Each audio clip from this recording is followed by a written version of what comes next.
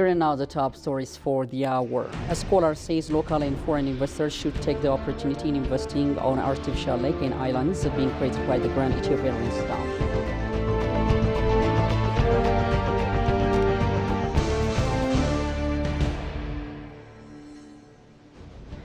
And Ethiopian Airlines CEO speaks of government's plan to set up an $8 billion airport in Addis Ababa.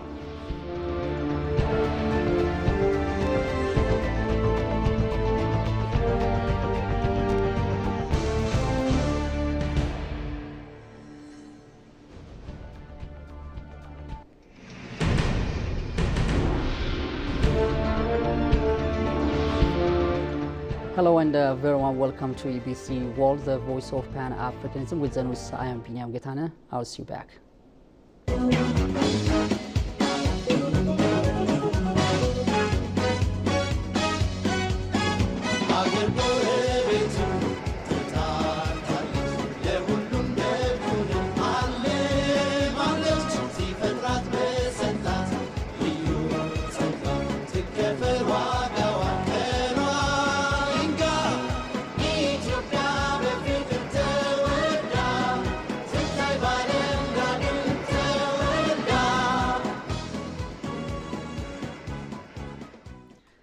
Welcome back, and now the news in full. The Grand Ethiopian Renaissance Dam is a living testament to what Ethiopians will accomplish if they are united, Deputy Prime Minister Temesgen Trune said today. The 13th anniversary for the commencement of the construction of GERD is being observed with various events in Addis Ababa today. The commemoration is observed under the theme, Together We Can.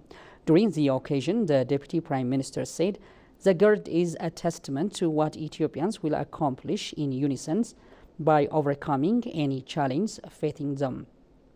The national flagship project has currently reached 95.8%, he stated, and added that the triumph has been made by the active participation of the people and unprecedented commitment of the leadership. The attempts made by many to obstruct Ethiopia's efforts were futile, Temesgen emphasized. The event is observed with a panel discussion and photo exhibition.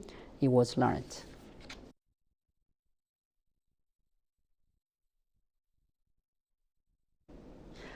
Meanwhile, the Grand Ethiopian Renaissance Dam is a flagship hydropower project will be instrumental to ensure the growth and prosperity of the nation, Ethiopian ambassador to the United States of America, Slesh Bekele, said.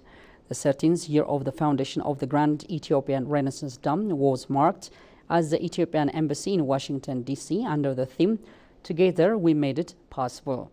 Religious fathers, scholars, leaders of various organizations, and those who have contributed to GERD and members of the diaspora attended the event. During the occasion, Ethiopian ambassador to the United States of America, Slesh Bekele, noted that the GERD is a special project which is being built by the collective contributions of all citizens. GERD would stimulate the economy of the country, he said, adding that the mega project will be vital to ensure the growth and prosperity of the nation. Praising members of the diaspora who have been generously contributing resources, money, knowledge, and time to the project since its inception, Ambassador Sleshi further expressed his hope that such efforts will continue until the completion of the dam.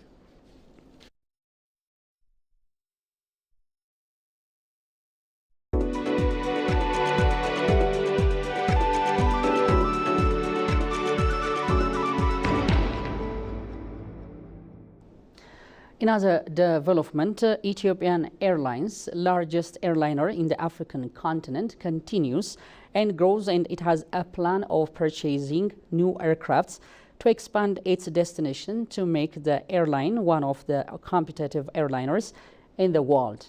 Talking to CGTN Africa, Ethiopian Airlines CEO Mesfin Asso also says the government of Ethiopia has a plan to set up an $8 billion airport in Addis Ababa that can handle 100 million passengers per year. Shagoi Matau has the full story. Ethiopian Airlines, the largest airliner in Africa, is working tirelessly to expand its destinations across the globe. Talking to CGTN Africa, CEO of Ethiopian Airlines Group, Mesfin Tasso, said the air carrier is adding new routes in Africa and Europe and increasing flight frequencies. Ethiopian Airlines is implementing its 15-year strategic roadmap, which we call Vision 2035. This plan guides Ethiopian Airlines on a fast growth plan.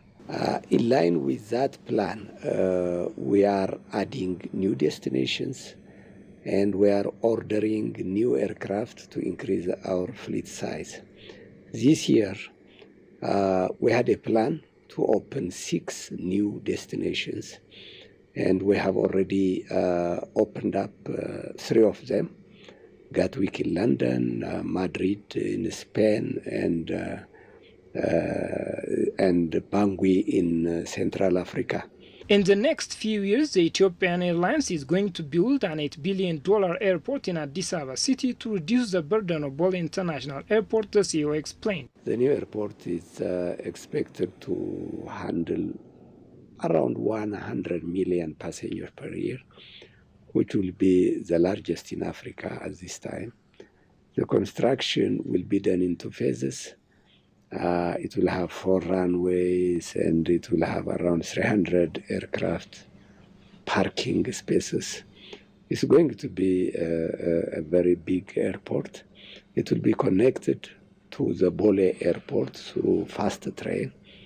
That will be part of the design which is going to be done soon. As for him, the Ethiopian Airlines is also working in different African countries through different airlines in Togo, Malawi, and Zambia, but it has suspended a plan to work with Nigerian airlines due to internal politics. Africa is our main hub, our main market, and we know that we cannot fly to every city in Africa.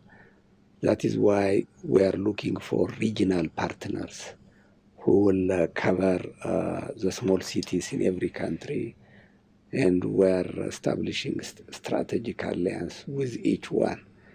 As you know, today we have only 3 of them, ASKA in West Africa, Malawi, and Zambia Airways in southern part of Africa. We were looking for a very strong partner airline in around Central Africa, and we had identified Congo-Kinshasa as the best place to establish our partner airline.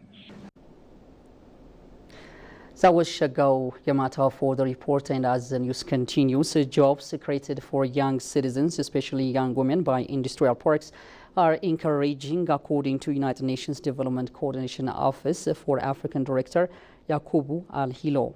After visiting the Bole Lemi Industrial Park, the director said he was impressed by the investment activities he saw in the park, especially the wide employment opportunities created for young women.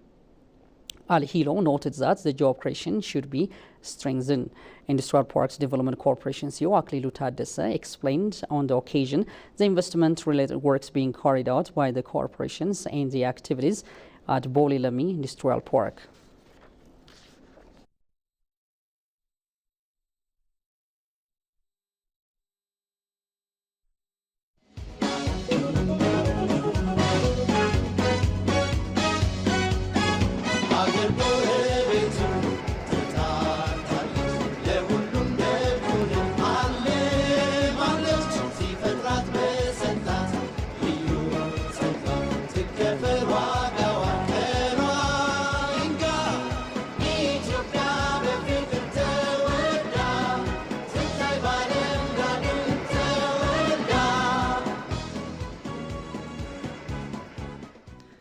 Welcome back, dear viewers. You're watching ABC World from the capital, Addis Ababa, the voice of Pan-Africanism. Now step into another GERD-related stories. The Grand Ethiopian Renaissance Dam is now home to around 70 islands that have immense tourism destination development potential.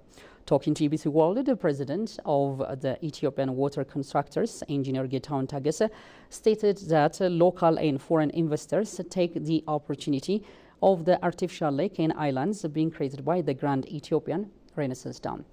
Tigster Nisa has more on this. Ethiopians from all walks of life have tipped in from their various weight and bled for the realization of the construction of the Grand Ethiopian Renaissance Dam GERD. Construction of GERD has reached 95.8%. Some 98% of the civil work and 78% of the electromechanical work have already been completed. Approached by ABC World, President of Ethiopian Water Contractors, Engineer Getahun Taggese, stated that since GERD will be creating an artificial lake after completion, he called on local and also foreign investors to take the opportunity in investing in the area. We can produce around 7,000 fish lake in Guba from this dam. This dam is 246 kilometer water back, for example, from here to Shashamane, let us say. So tourists can, not only tourists, I advise investors of Sudan, instead of claiming, if you invest now this time there, if you plan to invest in the future there, then the ecotourism will increase, also benefit for Ethiopians. So from this benefit, I call to Sudanese investors and Egyptian investors, not only Ethiopian investors. They have to invest in Guba area, in Renaissance Dam area, and make a business in that area. Not only claiming investing is the other direction they have to show. The problem is when once you are in the negative side, you cannot shift to the positive side. Who are claiming on the building of this dam, I advise to shift their eyes to the positive side, to invest and to benefit. With regard to achieving the impossible, Ethiopia's ambition, Getahun says the GERD is one manifestation of achievement and the unification of Ethiopians. We got a lesson from this dam, everything is possible. Things seems impossible is possible. So I call up for diaspora or all Ethiopians, we have to think not only for this Renaissance Dam, we have to think in the future. Now we are on the way from dark to light. All our mothers, all our people is going to out from the dark to the light. So in the future also we have to think about how to produce wheat, barley, everything using irrigation projects. He also called on all Ethiopians to come in unison as their solidarity has been manifested in construction of GERD. So as we did, I call up to all diaspora and Ethiopian people, as we did in Renaissance Dam, please continue another developmental projects. We will be successful. I am sure that God is with us. We Ethiopians, we will be out from the poverty. So all please cooperate. The 13th year laying of the foundation of the Grand Ethiopian Renaissance Dam project has been commemorated under the theme, Together We Made It Possible. Finally, Ethiopians are eagerly anticipating the 13th anniversary of the construction of the Grand Ethiopian Renaissance Dam, which began in 2011. With 70 islands created in the dam, Ethiopia is aiming to complete the flagship mega project within the next few months of the Ethiopian fiscal year. With this reportage, Johannes Fantaun takes us through the story. The dam, which its foundation was laid by the late Prime Minister Meles Zenawi in 2011, has changed the perception that Ethiopia would not be allowed to develop the Abai River and generate hydropower.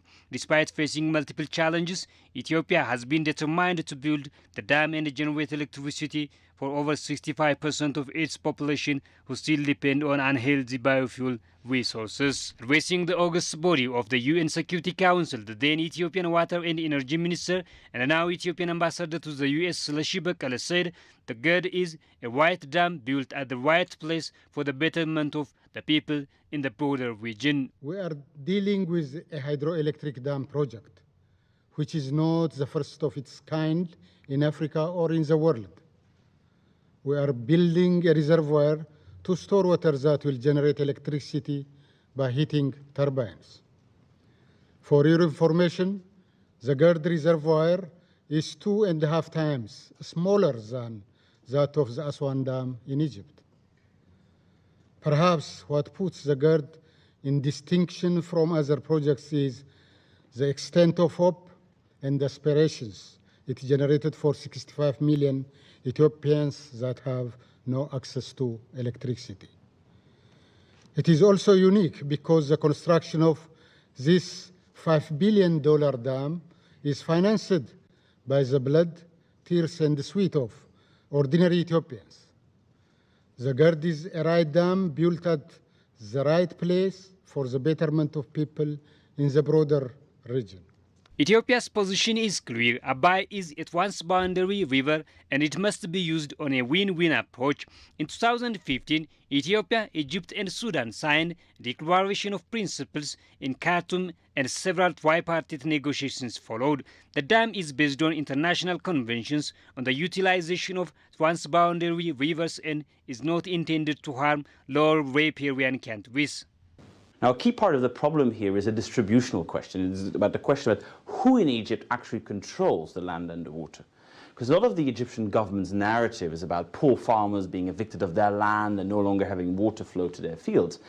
But in reality, the overwhelming majority of water and of land are controlled either by the army directly or a series of companies that are associated with the security apparatus and with the army.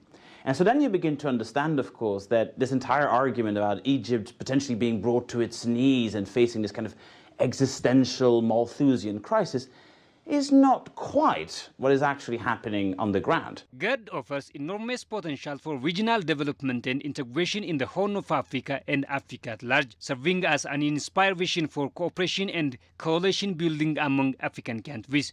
It also has potential for tourist development and showing renewable energy, which is crucial for African economic self-reliance. Now, Egypt can say, of course, oh, this dam is illegitimate, it is dangerous. Well, it's been constructed in Ethiopian territory. Ethiopia is well within its rights to do so. Ethiopia has provided information and has consulted Egypt, but ultimately this is an Ethiopian project. So if Ethiopia can get the internal politics right, it can finance the entire operation, get the technical details right, there should be no reason why they can't complete it. Now, of course, again, from the Ethiopian perspective, this is really a dam for regional purposes, and they really want to change the way the countries in the region relate to each other. It is best to do so by talking to the Egyptians. With 70 islands created in the dam, Ethiopia is aiming to complete the flagship Ethiopian mega project within the next few months of the Ethiopian fiscal year. The dam is the largest hydropower dam in Africa, costing $5 billion USD, and shows Ethiopia's resolve to prosperity. Contributions from various groups, including school children, water fetching women, firewood collectors, public servants, farmers, pastoralists, investors, and foreign citizens have contributed the success of the Grand Ethiopian Renaissance Dam. And now a recap of the headlines once again. A scholar says local and foreign investors should take the opportunity in investing on artificial lake and islands being created by the Grand Ethiopian Renaissance Dam.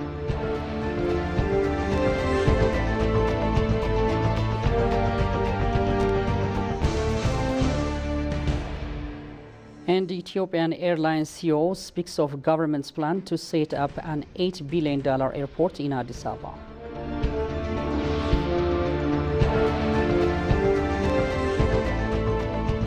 Well, dear viewers, you've been watching ABC World, the voice of Pan-Africanism from the capital Addis Ababa. With the news, once again, I've been Biniam Getana. Do stay tuned with the remaining ABC program, and goodbye for me now.